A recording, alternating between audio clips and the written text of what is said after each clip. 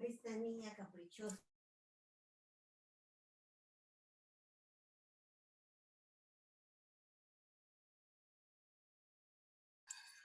Yo no sé qué estabas haciendo.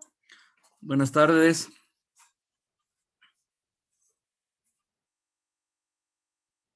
Buenas tardes, 461.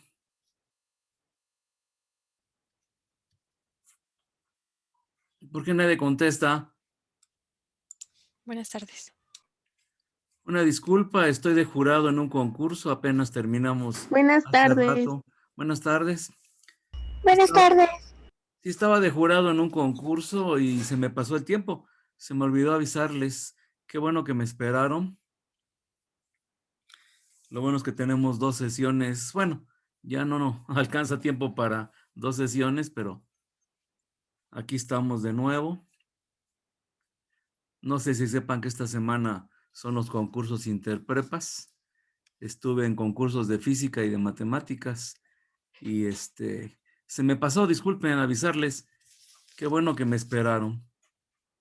Bueno, estoy aceptando. Ya tengo a 29 de ustedes. De nuevo, gracias por esperarme. Sigo admitiendo. Vámonos al Classroom. A ver, ya estuve viendo también hace rato el video de la última clase que tuvimos. Entonces, vámonos al Classroom de ustedes. Disculpen, no tenía nada listo. Les digo que apenas estoy llegando del concurso. Y vámonos a la tarea número 9, dilatación.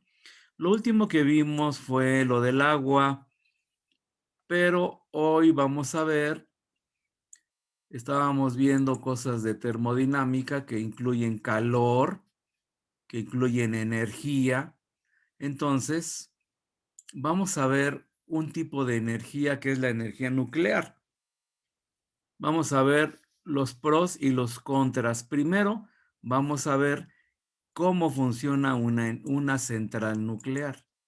Y ya luego platicaremos de los pros y de los contras que tienen este tipo de energías. Muy bien.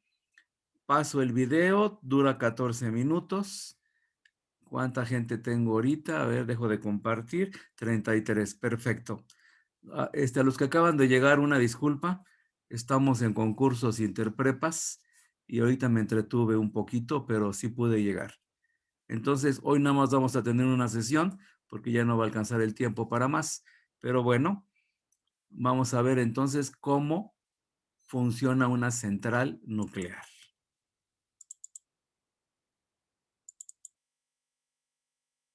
Corre video. Hola, hijos de Becquerel. ¿Listos para la historia completamente del cerebro? Son unos grandes desconocidos. Más allá de las apariciones de los Simpsons, poco sabemos de las centrales nucleares. Cómo funcionan, cómo operan, de dónde extraen la energía. Pues hoy ha llegado el día. Con la ayuda de Operador Nuclear, te voy a explicar cómo funciona una central nuclear. ¿Estás preparado?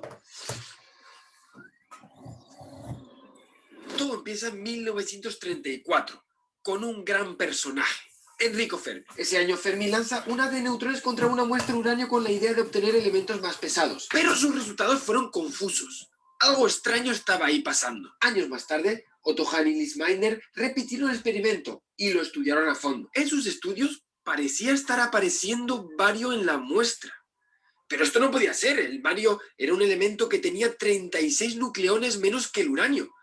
¿Acaso el uranio se estaba partiendo en dos? Si es así, al partirse sobrarían neutrones, por lo que serían emitidos, pudiendo estos a su vez producir la misma reacción en otros átomos y así sucesivamente. Estaría comenzando una reacción en cadena, un proceso con una terrible liberación de energía. Era ya 1942. Lise Meitner, de origen judío, se vio obligada a huir de Alemania.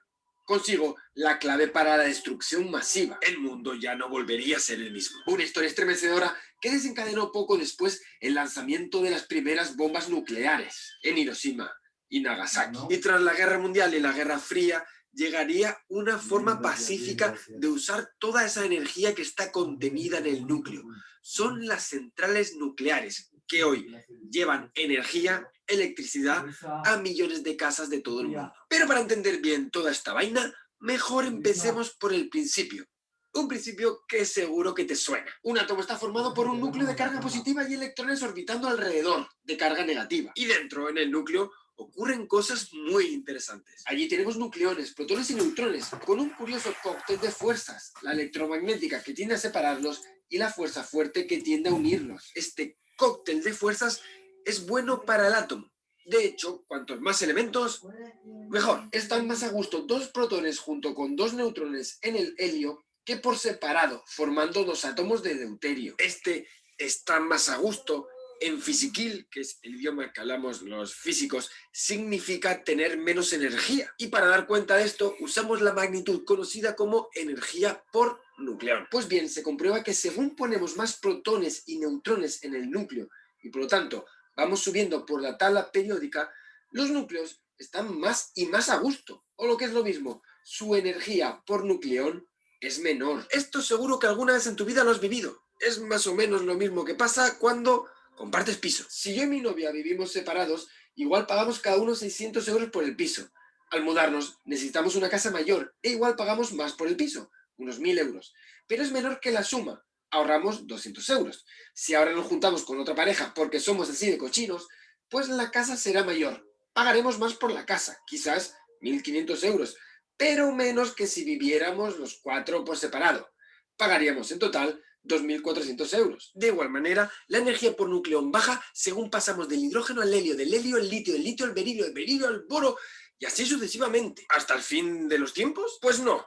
Los núcleos, al igual que las casas, tienen un límite. Llega un momento en la historia de las casas que el siguiente en llegar, en vez de generar un ahorro, genera un gasto extra. Ya no compensa tener una persona más en esa casa. Esto pasa en los núcleos a partir del átomo con número atómico 26, es decir, 26 electrones y 26 protones. Hablamos del hierro, el elemento más eficiente y por lo tanto más estable del universo. El elemento hierro es el que tiene una menor energía por nucleón y por lo tanto es el átomo donde los nucleones están mejor comprimidos. Es el más eficiente, el que menos gasta, donde todos están más cómodos. Es decir, todos los átomos quieren ser como el hierro. ¿Y qué ocurre más allá del hierro? Pues sigue habiendo elementos más pesados, donde sus nucleones están menos a gusto. Esto se puede ver en esta famosa curva, que muestra la energía por nucleón para 240 elementos de la tabla periódica, desde el hidrógeno hasta el uranio. Que no les engañe esa forma de curva donde parece que el punto máximo es el del hierro.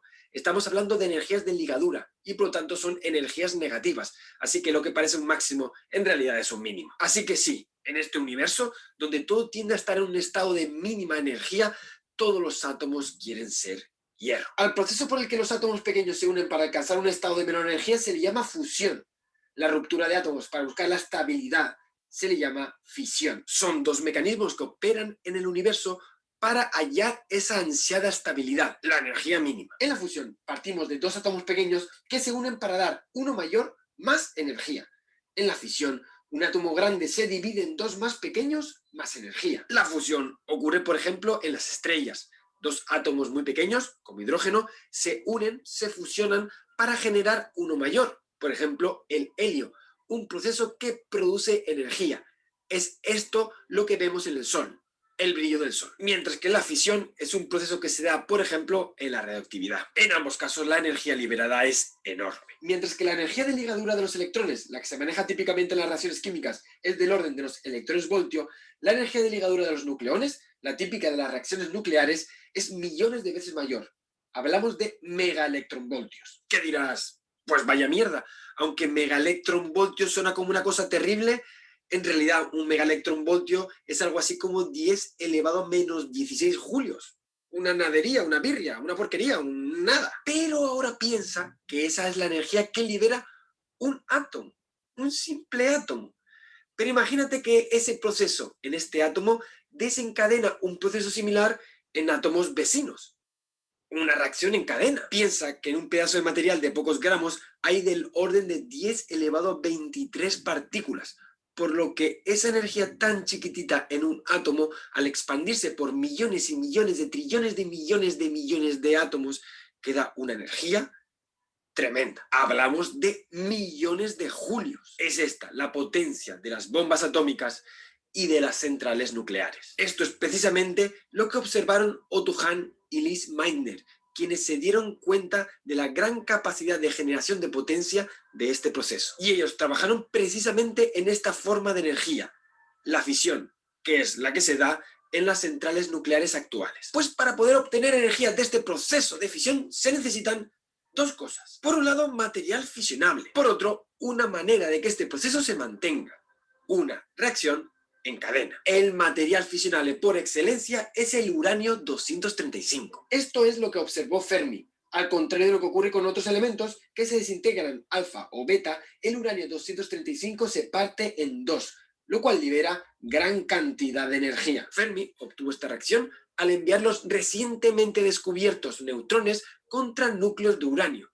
Los neutrones, al no tener carga eléctrica, penetran con facilidad en el núcleo, creando un desastre. La fisión. Esto es un resultado muy interesante. Un material como el uranio se fisiona cuando recibe neutrones.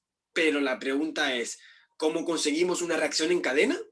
Lise Meitner tenía la clave. La fisión del uranio por la llegada de un neutrón da lugar a dos átomos menores, energía y tres neutrones. Son estos nuevos neutrones los que pueden fisionar a su vez otros átomos que liberarán más neutrones en una escalada exponencial de energía. Si esta escalada es descontrolada, tenemos una bomba. Pero si está controlada, ¡voilà!, lo tenemos. Una central nuclear. Ya solo falta conocer dos pequeños detalles. El primero es que el uranio 235, que es el material fisionable, es un elemento muy raro. Mucho común es su hermano mayor, el uranio 238. En una piedra de uranio, el 99,3% de él es uranio 238, el no fisionable. Por eso el uranio natural, el que se puede extraer de una mina, no es útil para llevar a cabo este tipo de reacciones como materia prima de una central nuclear. Necesitamos enriquecerlo, aumentar la proporción de uranio 235. El enriquecimiento básicamente consiste en aumentar la proporción de uranio 235, el fisionable. Para ramas nucleares, el enriquecimiento de uranio lleva a una concentración de más del 90% de uranio 235. Para aplicaciones de energía, basta con entre un 2 y un 5%. Este bajo enriquecimiento del uranio que se utiliza en centrales nucleares también nos garantiza que la cosa no se va a desmadrar, que no se va a disparar, que no vamos a convertir la central nuclear en una bomba. El segundo detalle proviene de la observación de que los neutrones, cuando iban más lentos, tenían más capacidad de fisionar los átomos. Por lo tanto, era fundamental detener estos neutrones. Para ello se hace uso de lo que se conoce como un moderador, un medio que lo que hace es robar energía a los neutrones para que se ralenticen, se detengan, se enfríen. Moderadores como el agua o el grafito. Pues ya tenemos todos los elementos teóricos para entender cómo funciona una central nuclear y la extracción de energía a partir de los núcleos atómicos. Pero cómo se hace en la práctica, nos lo va a contar una persona que seguro que ya conocen. Él es ingeniero con licencia de supervisión en una central nuclear en España. Un experto que trabaja precisamente en una central nuclear y nos va a contar cómo funciona. Querido operador nuclear, ¿nos puede decir cómo funciona realmente una central nuclear? ¿Cómo obtenemos electricidad a través de la fisión del uranio? Para ello, describiré el funcionamiento de un reactor de agua a presión, el más abundante en el mundo. El uranio se encuentra en elementos combustibles dentro de la vasija del reactor, que es como una enorme olla a presión donde el agua circula para funcionar como moderador y refrigerante, que extraerá el calor generado por las fisiones. Es lo que llamamos el circuito primario. Lo habitual es que una central nuclear tenga 2, 3 y hasta 4 circuitos que extraen el calor que se produce dentro del núcleo. Cada circuito tiene un generador de vapor. Este dispositivo es un intercambiador de calor que tiene tubos y por el interior de los tubos pasa el agua que proviene del reactor, es decir, del circuito primario, y deja parte de su energía al enfriarse antes de volver nuevamente al reactor impulsado por una bomba de refrigerante. El circuito primario se mantiene a mucha presión, unas 157 atmósferas, y el encargado de mantener la presión constante se llama, como no podía ser de otra forma, presionador. La parte inferior del presionador es líquida y tiene unas resistencias que permiten aumentar la presión. Resistencias eléctricas, por supuesto. La parte superior es vapor y tiene unas duchas para disminuir la presión. Volvamos al generador de vapor. ¿Por qué se enfría el agua del primario al pasar por el generador de vapor? Precisamente porque el exterior de los tubos también hay agua, pero a menor temperatura, que proviene del circuito secundario. Luego veremos cómo hacemos llegar ese agua. Al entrar el agua del circuito secundario en el generador de vapor, entra en contacto con los tubos que están muy calientes, porque hemos dicho que de dentro pasa el agua del circuito primario, y ese agua se convierte en vapor. El vapor se traslada hacia unas turbinas y sirve para impulsarlas a una gran velocidad, aproximadamente unas 1500 revoluciones por minuto. Las turbinas están conectadas a un generador eléctrico, también llamado alternador, que es un enorme equipo del tamaño de un autobús que al girar genera una enorme cantidad de energía eléctrica. Esta energía se traslada a unos transformadores que sirven para aumentar la tensión hasta la adecuada para ser transportada hasta los lugares de consumo a través de las líneas de alta tensión. ¿Pero qué ha pasado con el vapor que ha movido la turbina? Ese vapor ha perdido energía y cae en un gran depósito que se llama condensador. El nombre evidentemente no es casual, precisamente se llama así porque el vapor se condensa, es decir, vuelve a convertirse en estado líquido, es decir, en agua líquida. Para ello es necesario tener lo que se llama un foco frío, es decir, tenemos que conseguir que pase algo más frío por el interior del condensador. Precisamente lo que pasa es agua del circuito terciario, que pasa por el interior de los tubos. El circuito terciario puede contener habitualmente agua de un río, de un lago o directamente del mar. Muy bien, pues una vez tenemos agua de nuevo en el circuito secundario, lo que hacemos es precalentarlo y lo impulsamos a través de unas bombas hacia el generador de vapor para completar otro ciclo del circuito secundario. Y eso es todo, Javier. Muchísimas gracias, compañero. No se olviden de seguir la cuenta que tiene en Twitter. Espectacular, si quieres saber más de la ciencia y de la tecnología de las centrales nucleares. Pues ahora ya sabes cómo funciona esta maravilla de la tecnología que conocemos como central nuclear. Pronto, un vídeo con pros y contras de usar esta energía. ¿Deberíamos seguir invirtiendo en la producción de centrales nucleares para generar la energía del futuro? Pronto sabrán más de esto. Muy bien. Entonces, dejo de compartir. Evidentemente hay pros y contras en el uso de la energía nuclear y otro tipo de energías. Yo como maestro de física podría decirles cosas muy bonitas, lo que es el progreso, lo que es la tecnología bien aplicada, pero desafortunadamente también ha habido desastres, ¿no?, en las plantas nucleares. El mal manejo o también fenómenos naturales han provocado grandes desastres en las centrales nucleares. Tengo 2 videos más, uno con los 10 desastres más importantes en plantas nucleares y otro video del peor desastre nuclear que fue en Chernobyl en 1980 y tantos, en lo que era la Unión Soviética, ahora es Ucrania. Y bueno, ese accidente en Chernobyl se debió a fallas humanas, ¿no? A negligencia humana, y la mera verdad sí fue un desastre. La radiación invadió toda Europa y llegó también a Estados Unidos y a Japón y pues tuvo muchas consecuencias.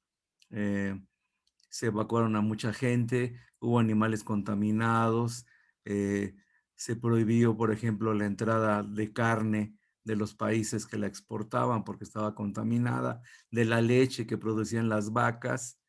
Y bueno, la leche llegó a México, mucha de esa leche contaminada, ya saben, aquí con la corrupción, ¿no? Dejaron entrar la leche y se enteraron después, ¿no? Y hay muchas consecuencias. Entonces, tengo 2 videos, una es sobre Chernobyl, está un poquito cruda el video, y otro sobre los 10 desastres principales. Los 2 peores desastres nucleares fue el de Chernobyl, como les digo, y uno en Japón en 2011, hace 10 años. Ustedes estaban muy chicos, seguramente pues nadie recuerda algo de esto, que fue debido a un terremoto que hubo de 9 grados, que es muchísimo, en el mar, y eso provocó tsunamis, que son maremotos. Esta planta en Japón está en la costa y dañó el impacto de este maremoto a la planta y se rompió, y bueno, también hubo ahí una explosión nuclear y también hubo mucho daño. Entonces, ¿qué les pasó? Porque ya no queda mucho tiempo. ¿El de Chernobyl o el de los 10 desastres? Bueno, voy a pasarles el de Chernobyl. Está duro el video, pero es para que tomen conciencia de los contras que puede tener el manejo de estas energías. Bueno, vamos a ver. A ver si no me arrepiento de pasárselos. Танечка, иди сюда, быстрее, нас атомная горит. Ой, мать. Алло, это ВПЧ-2? Да. Что у вас там горит? Взрыв на главном корпусе, между третьим и четвертым. А там люди есть? Да. И люди есть, да? Да. Леонид Алексеевич. Да. Алло, третий и четвертый блок горит крыша в результате аварии взрыва.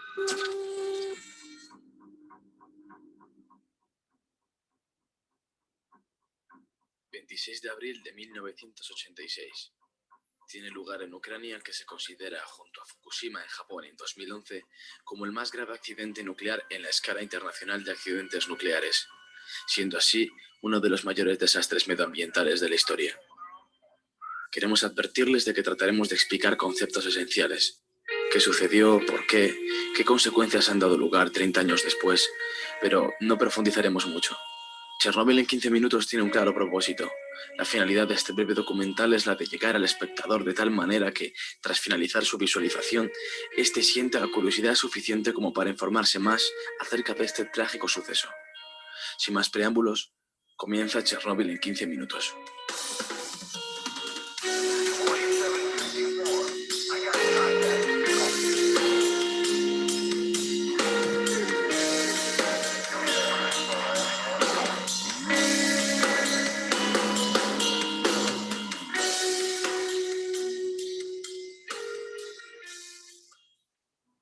La central nuclear de Chernóbil está situada a 16 kilómetros de la frontera entre Ucrania y de Bielorrusia y a 110 kilómetros al norte de Kiev. Esta central está situada a 14,5 kilómetros al noroeste de la ciudad actual de Chernóbil, pero la ciudad y la planta no estaban directamente relacionadas. Al mismo tiempo que se construía la planta, se construyó la ciudad de Pripyat para los trabajadores de dicha central el 4 de febrero de 1970 a unos 4,7 kilómetros. Esta ciudad llegó a albergar a casi 50.000 personas antes de su evacuación.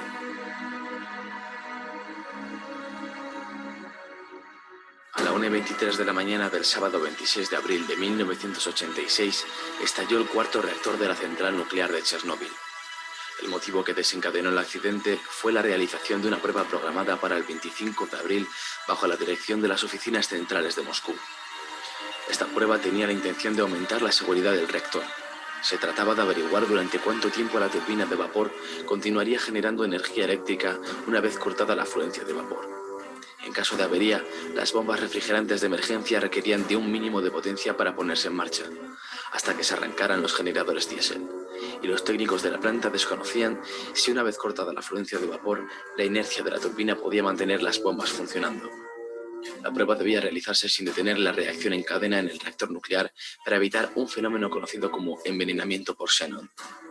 A la 1 de la madrugada del día 25 de abril, los ingenieros iniciaron la entrada de las barras de control en el núcleo del reactor con el objetivo de reducir su potencia. Hacia las 23 horas, se habían ajustado los monitores a los niveles más bajos de potencia, pero el operador se olvidó de reprogramar el ordenador para que se mantuviera la potencia entre 700 megavatios y 1000 megavatios térmicos. Por este motivo, la potencia descendió al nivel peligroso de 30 megavatios. Con un nivel tan bajo, los sistemas automáticos pueden detener el reactor debido a su peligrosidad, y por esta razón los operadores desconectaron el sistema de regulación de la potencia, el sistema de emergencia refrigerante del núcleo y otros sistemas de protección cuando el sistema estaba a punto de apagar el reactor nuclear. Con 30 megavatios comienza el envenenamiento por xenón. Al darse cuenta, se extrajeron las barras de control con el fin de evitarlo, aumentando la potencia del reactor nuclear. Los operadores retiraron manualmente demasiadas barras de control. El núcleo del reactor disponía de 170 barras. Las reglas de seguridad exigían que hubiera siempre un mínimo de 30 barras bajadas. Y en esta ocasión dejaron solamente 8. Dado que los sistemas de seguridad de la planta quedaron inutilizados y se habían extraído casi todas las barras de control, el reactor de la central quedó en condiciones de operación inestable y extremadamente insegura. En este momento, tuvo lugar un brusco incremento de potencia que los operadores no detectaron a tiempo. Cuando quisieron bajar de nuevo las barras de control, Estas no respondieron debido a que posiblemente ya estaban deformadas por el calor y las desconectaron para permitirles caer por gravedad. Finalmente, el combustible nuclear se desintegró y salió de las vainas, entrando en contacto con el agua empleada para refrigerar el núcleo del reactor.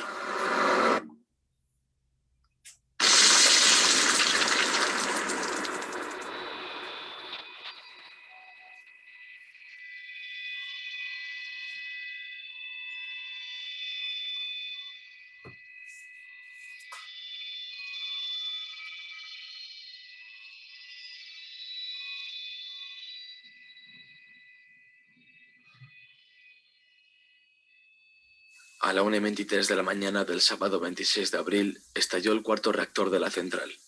Y unos segundos más tarde, una segunda explosión hizo volar por los aires la losa del reactor y las paredes de hormigón de la sala, lanzando fragmentos de grafito y combustible nuclear fuera de la central, ascendiendo el polvo radiactivo por la atmósfera. Se estima que la cantidad de material radiactivo liberado fue 200 veces superior al de las bombas atómicas lanzadas sobre Hiroshima y Nagasaki al final de la Segunda Guerra Mundial.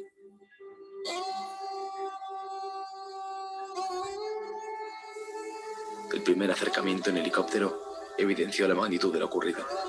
En el núcleo, expuesto a la atmósfera, el grafito del mismo ardía al rojo vivo, mientras que el combustible y otros metales se habían convertido en una masa líquida incandescente. La temperatura alcanzaba los 2500 grados e impulsaba el humo radiactivo en un efecto chimenea a una altura considerable de hasta 1000 metros.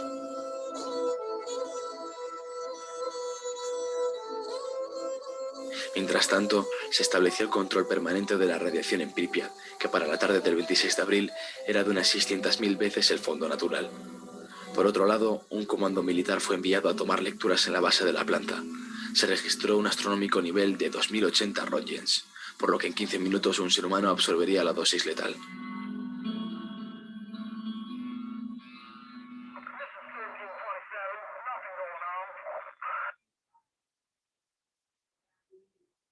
Al mismo tiempo, los responsables de la región comenzaron a preparar la evacuación de la ciudad de Pripyat y de un radio de 10 kilómetros alrededor de la planta.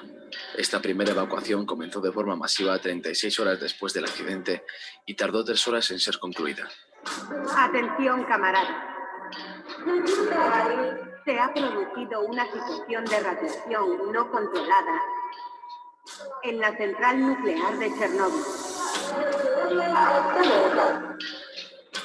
Como medida temporal de precaución, se ha decidido evacuar a la población de la ciudad de Pripyat a partir de las 2 de la tarde de hoy, 27 de abril. La evacuación de Chernóbil y de un radio de 30 kilómetros no se llevó a cabo sino hasta el 2 de mayo. Para entonces ya había más de 1000 afectados por lesiones agudas producidas por la radiación.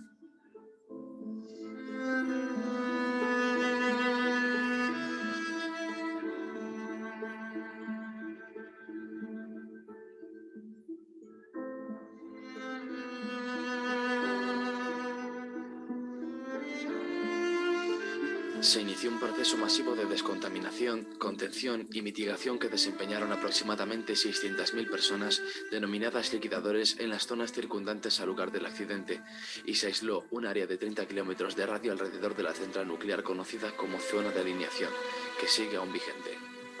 Los trabajadores de contención sobre el reactor afectado evitaron una segunda explosión de consecuencias dramáticas que podrían haber dejado inhabitable toda Europa. Se inició el levantamiento de una estructura denominada sarcófago, que envolvería el reactor y lo aislaría del exterior. Las obras duraron un total de 206 días. Este sarcófago se construyó para soportar 30 años de contención. En 2013 se inició la construcción de un nuevo sarcófago, una imponente obra de ingeniería que se ha convertido en la estructura móvil más grande jamás levantada. Una jaula para contener a la bestia que se esconde bajo el primer sarcófago. Es una incógnita para los científicos lo que hay en el interior del núcleo del reactor. Este nuevo sarcófago básicamente ayudará a ganar tiempo. Está diseñado para resistir 100 años. Los equipos de liquidadores estaban compuestos sobre todo por bomberos, obreros, científicos y especialistas de la industria nuclear, tropas terrestres y aéreas preparadas para la guerra atómica e ingenieros de minas, geólogos y mineros del uranio. Si un ser humano recibe radiaciones de 400 Roentgen hora, se considera dosis letal y con toda probabilidad la muerte puede llegar en cualquier momento. Para hacerse una idea de los niveles de radiación a los que se vieron expuestas aquellas personas, basta con tomar como referencia que los helicópteros que sobrevolaron el reactor destruido, a pesar de estar a varias decenas de metros de altura, llegaron a registrar niveles de 1800 Roentgen. Por tanto, no es difícil imaginar que pese a trabajar por turnos en breves espacios de tiempo, los liquidadores que salían al exterior sin apenas protección, junto a los restos del reactor, se vieron expuestos a dosis muy superiores, de promedio 7.000 a 10.000 Roentgens en pocos minutos. En algunos casos extremos, incluso se llegaron a alcanzar los 30.000 y 40.000 Roentgens, equivalente a 50 millones de veces la cantidad que una persona puede soportar en circunstancias normales. Esto supuso la muerte en pocos minutos de quienes sufrieron estos niveles de exposición. Muchos de los liquidadores tuvieron efectos secundarios y varios miles murieron. Nunca se han sabido las cifras exactas, pero de acuerdo con Georgi Levnin, un médico bielorruso que trabajaba en el reactor número 4, aproximadamente 100.000 liquidadores murieron.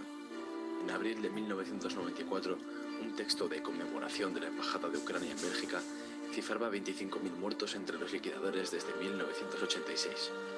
Según Vyacheslav Grishin, del sindicato de Chernóbil, la principal organización de liquidadores, 25.000 de los liquidadores rusos han muerto y hay 70.000 personas con discapacidad, aproximadamente el mismo número en Ucrania, más otros 10.000 muertos en Bielorrusia y 25.000 discapacitados, lo que hace un total de 60.000 muertos y 165.000 discapacitados. La contaminación de Chernóbil no se extendió uniformemente por las regiones adyacentes, sino que se repartió regularmente en forma de bolsas radiactivas, con la forma de pétalos de una flor. Informes de científicos soviéticos y occidentales indican que Bielorrusia recibió alrededor del 60% de la contaminación que cayó en la antigua Unión Soviética. El informe Torch 2006 afirma que la mitad de las partículas volátiles se depositaron fuera de Ucrania, Bielorrusia y Rusia. Una gran área de la Federación Rusa al sur de Briansk también resultó contaminada, al igual que zonas del noroeste de Ucrania. En Europa Occidental se tomaron diversas medidas al respecto, incluyendo restricciones a las importaciones de ciertos alimentos.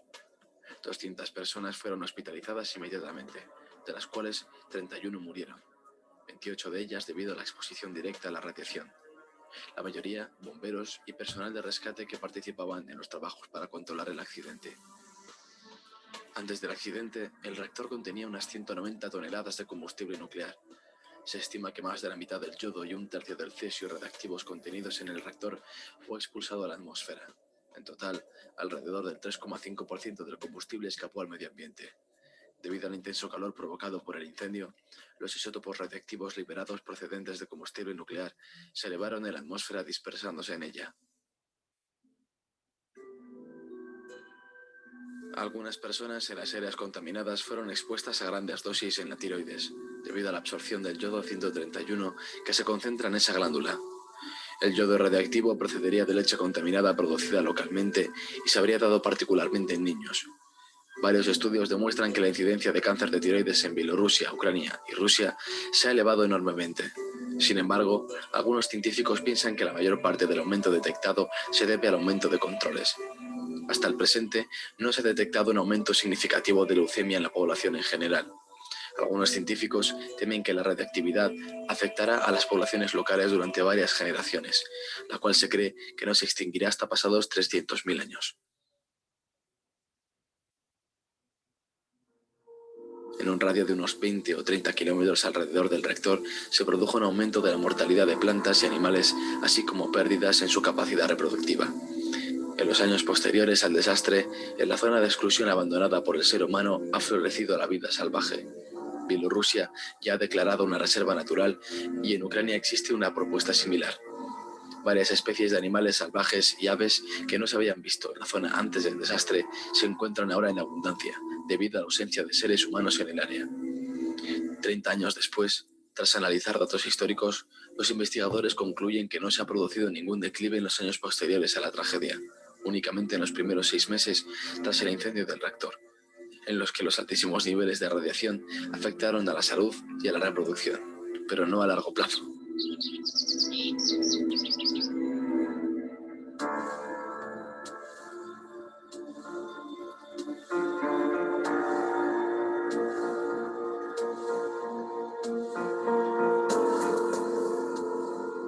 La tragedia de Chernóbil señala el final del idilio entre la energía atómica y su uso civil. Lo mismo que 40 años antes, la bomba atómica marcó el comienzo del compromiso ético de algunos científicos frente al avance de la ciencia. Solo para algunos, por supuesto, fue el comienzo de un compromiso. Para otros, fue nada más que la consagración de un éxito.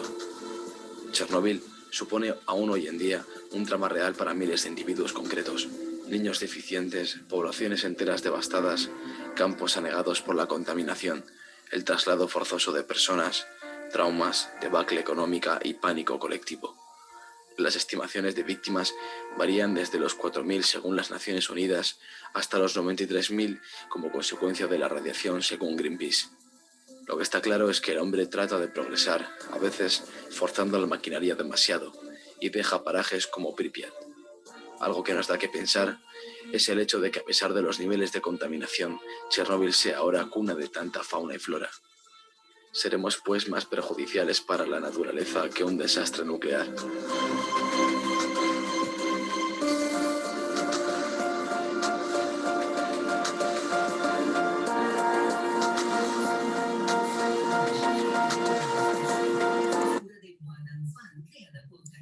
Bueno,